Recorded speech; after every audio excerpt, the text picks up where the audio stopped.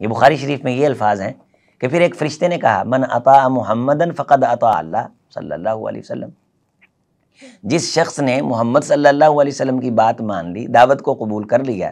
گویا اس نے اللہ کی بات مان لی، اس نے اللہ کی دعوت کو قبول کر لیا۔ قرآن مجید میں بھی ہے من یطیع الرسول فقد اطاع اللہ،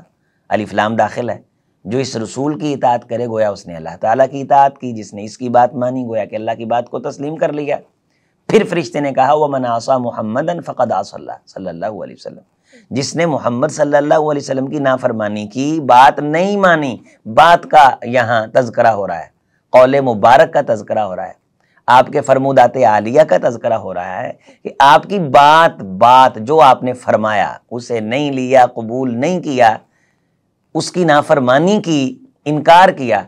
گویا اس بندے نے عصى اللہ، اللہ کی نافرمانی کی، اللہ کا انکار کیا، اللہ کی بات کا انکار کیا۔